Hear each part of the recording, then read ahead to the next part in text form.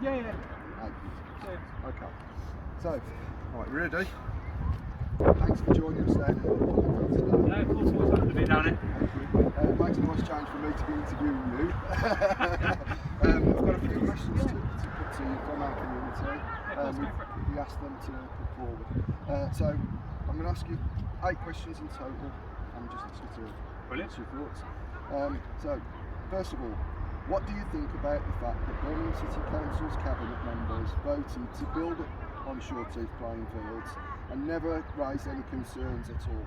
And do you think they could do a U-turn and build anyway, as happened at Burford Road's playing fields? Can I also ask if selling short-teeth playing fields to a private developer is in consideration for you, or will you work with the Trust and the community to achieve their goals here? Well, as you know, I'm a massive supporter of Heath Fields Trust. I think you guys have been doing a brilliant job over the last few years to really send a message to the council. I think it was hugely disappointing that the City Council Cabinet decided to press ahead with their plans when it went before them a few years ago now. And the most disappointing thing, I guess, about it is that they can't claim they didn't know. Because as you know, I was at that Cabinet meeting speaking up for the local area, making the key point that these were valued clean green sites that needed to be protected, were needed by the local community, that our community already has 2 fewer green spaces against the council's own plan. And they've got a figure of how much green space we've got less, and they still went ahead and built on it. So I think that was really disappointing. It was really disappointing that when he went to call it, the leader was there and still didn't listen to the voices of local residents and the points that were being made. While it's pleasing that we've currently got a bit of a respite, if you like, it's not been saved yet, and that's the key thing. The fields are obviously still in the housing department. We need to get them either into the parks department or ideally into a trust. That means they can't be built in the future. Because you're right to point out the problem has been up at Burford Road playing fields, where going into the 2018 local elections, the council said they wouldn't build on it, and then a year later, they went ahead with plans to build on it anyway. And I think the real risk here is that once you get past the by-election and you get past May's elections, actually the council just try and do exactly the same and plough on with building on it. We'll be standing here, chaining ourselves to the railings with all of you guys, fighting Birmingham Labour all the way, making it really clear that these fields have got to be saved. And obviously if we take control of the council in May as well, you know that our pledge is we'll put these into trust, you guys will be able to manage them, and we'll make sure they're never built. So second question, which you partially answered. Will you secure the future of short-teeth playing fields by putting them into parks departments or some other conditions? Guarantee that they will be built on, they will never be built on, and work with Short-Teeth Fields Trust to deliver the community's proposal that we put forward, which included a hub, and do what's best for both the playing fields, but not only the playing fields, but Bleakhill Park as well. Absolutely. You can get our cast iron guarantee we won't be building on these fields, and we'll be standing with you every step of the way, just as we have for the last 3 years, fighting Birmingham Labour all the way to make sure these are protected. I mean, we've talked many a times about people who have their memories of playing on here as kids, and now I've got kids, you've got grandkids, you know, they're playing out here. We want their children to be able to play out here and generations to come, and that's only going to happen by protecting these fields. So absolutely, we'll definitely be working with the Trust to ensure that you guys get to manage it, ensure you guys get to keep it here protected, this valuable green lung in the heart of our community. Bleakhill Park, it's obviously it's been very neglected.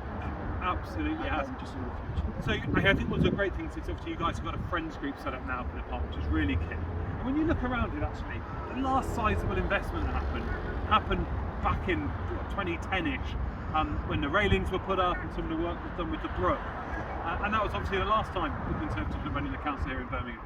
So we've got a really clear plan that we're going to be investing in our local parks, because it's not just about protecting them, it's also about improving them. Because they're these valuable green lungs, but actually they've got to be usable, have usable spaces with the improvements and the kind of facilities that residents want, so that they get good quality green spaces all across the city. So, question 3. Yeah. What do you see as the social benefits of access to sports for all and the good it brings to the community? Well, I think we've always known anyway ourselves that they just provide this brilliant resource. But I think other people have seen during the COVID pandemic just how valuable they are. So it's not just about physical well-being, it's actually about mental health well-being as well. And people need to have these green spaces where they can go and enjoy. And as you can see today, there's people out playing, wandering across the field, being able to exercise. And it really just gives you that lift as you go around. And of course then there's scientific reason as well, if you like, for want of a better word, where they obviously help clean our air as well. So these are the green oases in the middle of a built-up area, trees and vegetation cleaning the air, ensuring we have cleaner air for people to breathe. So these are really vital to be kept here. That's crucial citywide, isn't it? Exactly, it is. This is a thing that needs to happen all across the city. It's why you've been so passionate here, and we've been so passionate supporting you and other community groups across the area to protect these valued green spaces. So, question 4. Yep. The COVID pandemic has shown the value of green space, just like ours. How will you work with the Trust to ensure that access and maintenance and the fields and the parks are looked after for continued use? Absolutely. Well, this is a really key thing, because the council's always saying, they want more community people to do stuff. Here we've got a community group, yourselves, who really want to get on. We've got the equipment, the expertise to be able to maintain. We're only just talking about the fact you get this cut, get football pitches marked out, and actually the kids who are desperate to play here can come out and play. And the only thing holding it up is the council giving you guys a key. I mean, I'll go and copy the key if they want. If they're worried about the £3 to get a new key, I'll get the new key. But they need to just give you permission, because it's crazy that they're not. About trust as well. They should trust us, because we are a trust, and we're here to deliver for the community. We're not here to do any damage. We're not here to do anything wrong. I think that's really important. It's actually moving away from that idea that the centre knows best. It's a local community here that have done all the work here, and the council should be having that trust in local community people like yourselves to actually be given responsibility where you're asking for it. Because you guys can do it. We all know that. We've all seen it firsthand. The litter that gets cleaned up here is done by you guys. It's not done by the council, really. So they should be trusting you, and that's something I've been pushing for it before, and I'll continue pushing. I'm more than happy to go in there and bang on any tables, get people together, anything you need really to help. So, next question. Will you support the Trust to get full access to carry on the same question just? For the playing fields and also for the park, and grant the Trust permission to work here as well? Absolutely. Well, you look back over the last few years and some of the events you guys have had, you've got the Halloween track. I mean, there was hundreds of people coming down here from across the local community, kids smiling, generations mixing together. That is the kind of thing the council should be encouraging, and I'm fully behind you. You know, I was down here at these events. You was, yeah. So the council should be supporting it. They should be out here giving you guys permission. There's no reason you guys shouldn't be able to have it. So absolutely, you've got our firm commitment for that. And likewise, it ties in what we were talking earlier about the trust and being able to get on the field, be able to do the maintenance that's needed. Absolutely. Okay, so question 6. Bleak Hill Park has been completely neglected, as we've just mentioned, and ignored as well by councils previously. What would you offer to the community as a future improvement possibilities? Definitely. So, I mean, when you see what happened when we had the big clean-up day here that you guys and the Wombles organised and we came down to support, it demonstrated what desire there was to see improvements in the local park.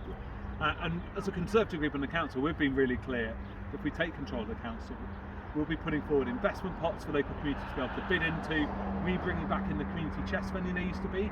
There was 100 grand for each ward each year to be able to put investments into parks, so you can improve play areas, expand play areres, you can put in the planting you want. Now you guys here are really keen to get a COVID memorial in, which we're very supportive of, to be able to help people do those things to ensure that it's actually what the community wants that goes into. It's not the centre dictating. The funding's there to enable community groups to be able to put in what they want in their local community. Can I have a little question in there? Yeah, of course. We've found it quite difficult at times to get funding, specifically because we don't actually have any control on what's happening on the land here currently. But with Bleak Hill Park, we do as a function, and funding is quite difficult to access sometimes. Is there an opportunity maybe if Conservative don't control that overall that they would look at funding to make it easier for groups like ourselves to access funding? Absolutely. So the way the community chest used to run was it was much more. It was one page. So you didn't have to have all this technical expertise, and it's crazy the way it's set up at the moment. You basically need a professional fundraiser to be able to get it, which excludes the community groups like yourselves, who actually are the people who should be getting the funding. You guys are on the ground, you're the ones that know what need happen. So yeah, absolutely. If we get in control of the council, we'll be bringing back in community chest funding. It's a much more simplified way of being able to apply, and it ensures that the local improvements local residents want can actually happen. So next question, we've only got 2 more. That's fine. The Trust has worked hard with our community to secure funds and generate ideas, and we've had those ideas stolen from us occasionally, as you know, and given away to others, while our funding sits idle in the bank due to circumstances beyond our control. So the community is getting more frustrated. What assurances can you give us and promises that are made today will be kept, and also the fact that you've got a community group that has just under £10,000 sitting in the bank waiting to spend in Bleakhill Park, and we can't even do that because of not having the access to the right people? Absolutely. So I think that first point, that last point, pick up that first. I mean, in a way, it's awful, isn't it? You guys have got the funding to be able to deliver improvements here, but the issue is the council aren't giving permission. And that is just no way to operate. I mean, they should be encouraging you guys to want to go out and get funding. You've got the funding, so actually they should be helping ensure you can deliver it. So absolutely, would be very supportive of ensuring you'd be able to get that money spent. Key part of that's getting you the permissions you need, and if you're in control of council, you definitely have those permissions, as well as obviously ensuring the site security and long-term future as well, which makes it easier for you to be able to get more funding in, because obviously a lot of funders won't put money in if they don't know there's a long-term security on the site, so that will help with that. And so what's the first thing you wanted to ask? I don't want to miss anything off for you. Talk about the ideas. So you guys had a brilliant idea for Cope Memorial. It's great that the council's picked that up and is now doing it citywide, but it wouldn't have hurt the council to just say, when they were doing their press on it, that it's down to Heath Fields Trust that they actually came up with this idea. I know you guys have mentioned the designs, incredibly similar when you look at them. You know from how I've been over my time here, 17 years in local area campaigning, that I'm a big believer in credit where credit's due, and you don't gain anything by stealing other people's ideas. So it's disappointing the council didn't credit you guys, but obviously nice to be included as well. Well, exactly. Don't get me wrong, I think COVID Memorial's been around the city is a great thing, and that's exactly what we want, but we wanted something for our community too, but we're going to push forward. Absolutely, and we'll be supporting with you on that as well, because you absolutely should have one here as well.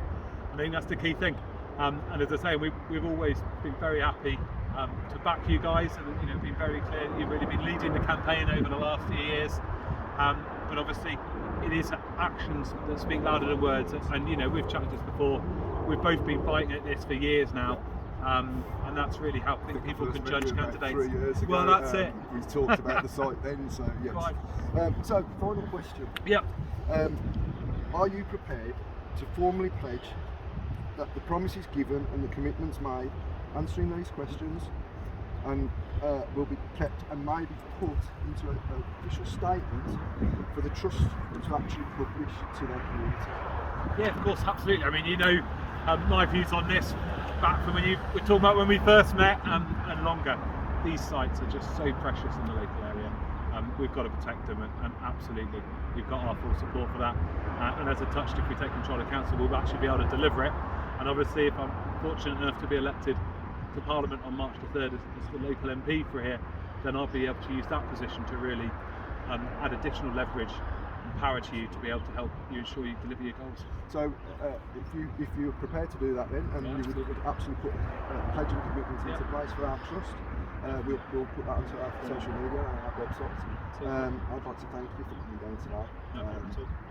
This is a really important place for the people around here, as you know, and from our point of view, we want to talk to all the candidates. We want to make sure that opinions are listened to across the board, and this is why we're doing this today.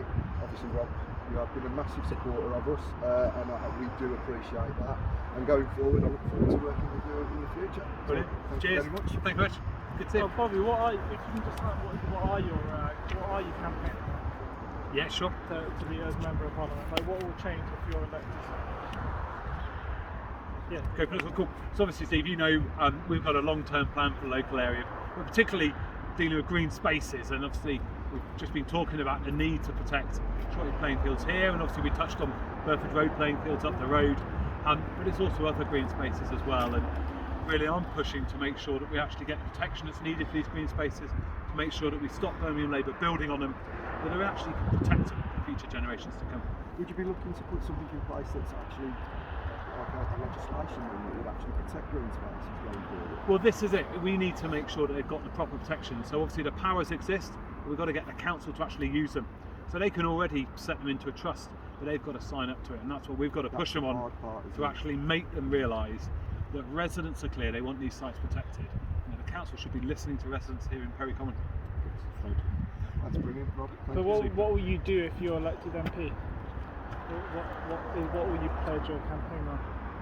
Right, so I'm elected as MP here on March the 3rd. Obviously, we're doing exactly what I have been doing over the last 3 or 4 years, which is working really closely with local residents here to be able to ensure that we actually deliver on that. I'll be pressing the council as we have been, making sure that what we've now got, this stay of execution, if you like, becomes a permanent save and not just a temporary one until after the elections.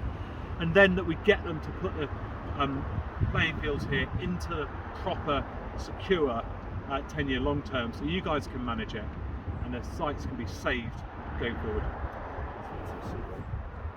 Super. Did you want us just to walk along a bit?